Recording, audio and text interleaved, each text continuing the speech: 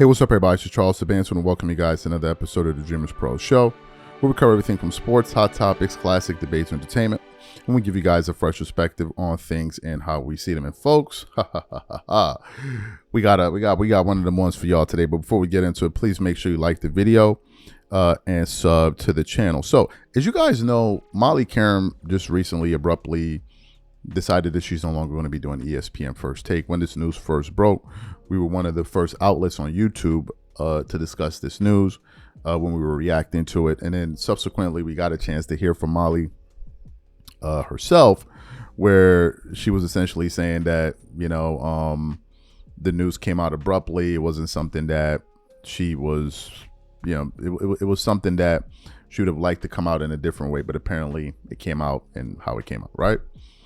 So after that happened, we then also tuned in to listen to what Stephen A. Smith had to say, because everybody, I'm sure, was waiting to hear what he had to say. And I'm sure he was eager to say what he had to say. So then Stephen A. Smith went out there and he did his show, and we did a show about it. And we originally got the sound of the news via Awful Announcing. And they described Stephen A. Smith's comments as bizarre. So when I clicked on the article to read through it, and I then started to play through the video itself to hear what he was saying, it in fact was bizarre. And it was very strange because he was talking about contracts. He was talking about understanding your value in the marketplace, understanding leverage. And then he kept on reiterating the fact that he's not talking about Molly. And I'm like, okay, well, Molly is the biggest news surrounding contracts right now. So if you're not talking about Molly, who are you talking about? He didn't put any names to it. So a lot of us kind of walked away from this article, from that sound, saying to ourselves, okay, this is confusing, right? It was only until this morning I came across an article from the U.S. Sun with the following headline stating, "Moving on, Molly Qerim offered $2 million a year deal at ESPN rival after stepping away from disrespectful First Take contract talks." And I was like, this dude was talking about Molly Qerim all along. For those of y'all who don't remember what he had to say, want to play what he had to say originally, I want you guys to listen to all of it and listen to it carefully, because the guy, he's telling on himself in this entire clip. Take a listen to Stephen A. Smith here, and we'll come back and continue on the show. Take a listen to him here. But in the end, she made her decision, and we have to move on as a show. I don't like it. I'm not happy about it, because I appreciate her and what she has meant to me, what she has meant to the show, what she has meant to the network, what she's meant to the business. And I'm going to miss her. It's just that simple. But we all make decisions that we deem to be in our best interest for whatever reason. And that story is for her to tell. Do I have an idea? Of course I do. Am I going to share it with you? No. Because again, that's her story to tell. But I do think it's important that I started off the show by just acknowledging my love and appreciation for her and what she's meant to me and what she's meant to the show. Because over the years, over the last decade or so, the things that we've accomplished, she was right there. And we can talk about me being the star of my daily television show. We could talk about the contributors that have been stars as well. We can even talk about me doing this show right now. It's a hell of a lot easier to have a second job when the first job is made so easy because you're working with somebody that makes it easy for you. And that's what she did for me personally. And so because of that, I just wanted to wish her the best, let her know the love is always here from myself, from my personal assistant and my right hand, Sumatra, to my security, Juvie, and my sister Carmen, and so many people that have loved her and loved on her over the years. We've got nothing but love for her. Having said that, I want to move on to a broader subject in regards to this. And this part is not about Molly. This part is about this industry, because I know there's a lot of people that look at sports and, you think you can do this every day. News for you. You can't wake up and be Mad Dog Russo. You can't wake up and be Adam Shine. You can't wake up and be Stephen A. It takes work. It's not just about what you know. It's about what you know about your audience and how to deliver a product to an audience that they're receptive to and they want to embrace and they want to magnetize themselves to moving forward. We're looking at an age with podcasting, folks with their own YouTube channel, everybody aspiring to be their own boss and make their own decisions.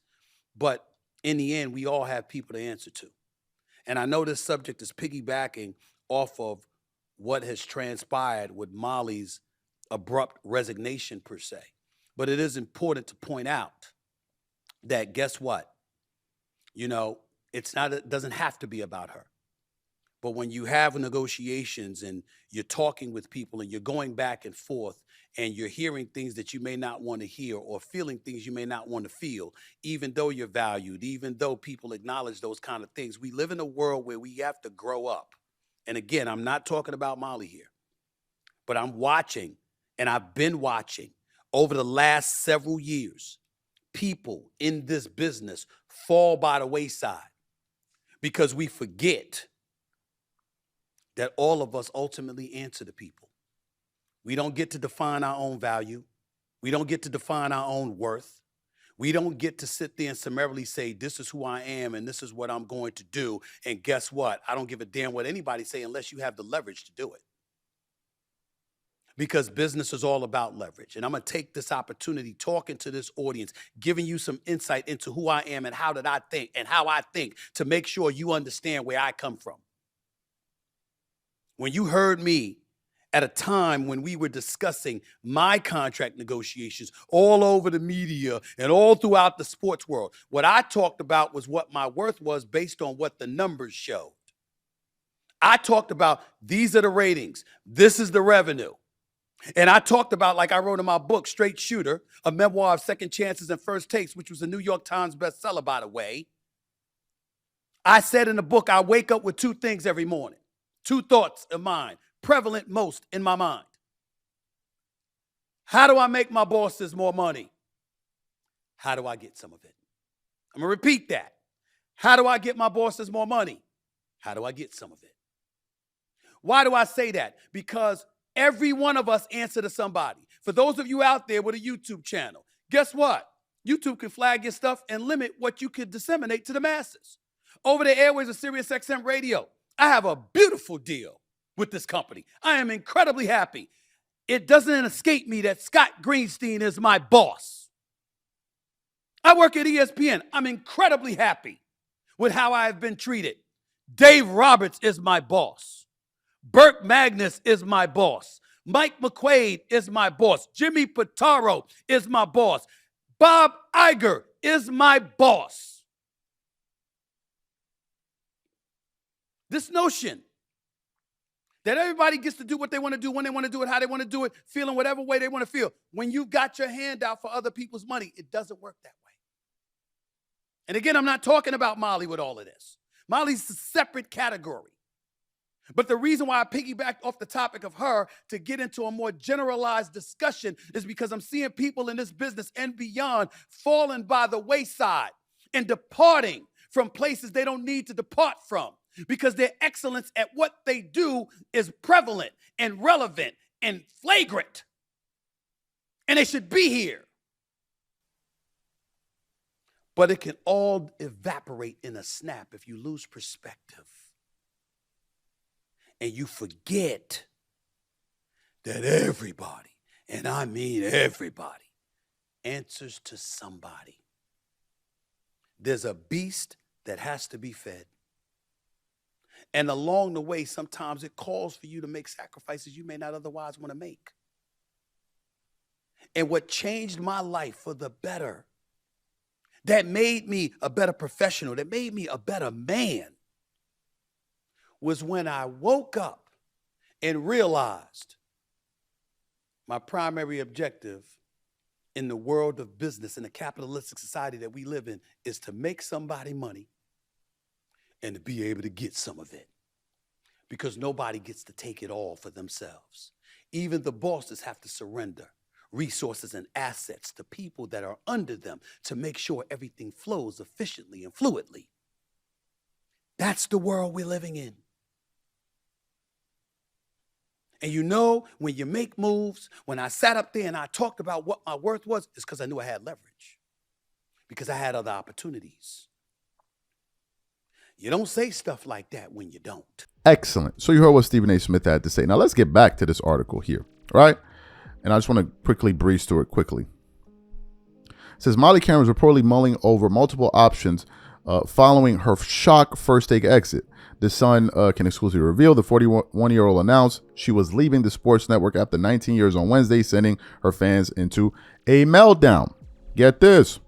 Molly Qerim quit ESPN after 19 years with a close pal, stressing friction with First Take co-star Stephen A. Smith was a contributing factor. It then continues on. Plenty of options. Get this. A well-placed source who is very close to Qerim has told the U.S. Sun that the offers have been flooding in since the news broke earlier this week. The insider says ESPN rival Fox has already been in touch about her covering NFL, college football, as well as some high-profile NCAA basketball action. The U.S. Sun understands a $2 million 3-year deal plus bonus add-ons is in the work. Now, it then continues on a little bit later, talking about like the being lowballed and all of that stuff at ESPN. So hearing this, I then was able to put the pieces together and say to myself, whoa, wait a minute. He's talking about her. He's talking about her. Now, I'm just going to infer. I wasn't there. I don't know what happened. I'm just going to tell you what I think is going on here. What I think was going on was maybe they were negotiating these contracts, and usually these things take time. It's not like something that happens today and then by tomorrow it's already decided upon. They go back and forth. Lawyers have to review it, blah, blah, blah, blah, blah, blah, blah, to understand all the language. Take this in, put that out, remove this. I don't agree with this thing. Can you remember? So it's a thing that takes time. And throughout this process, maybe there was a part where dollars and cents were brought up. And maybe at a certain point, and I'm assuming, I don't know, is probably at the point where they either presented a figure to her and she said, no, that's not enough. And they said, this is the best that we can do. And she probably said, enough is enough.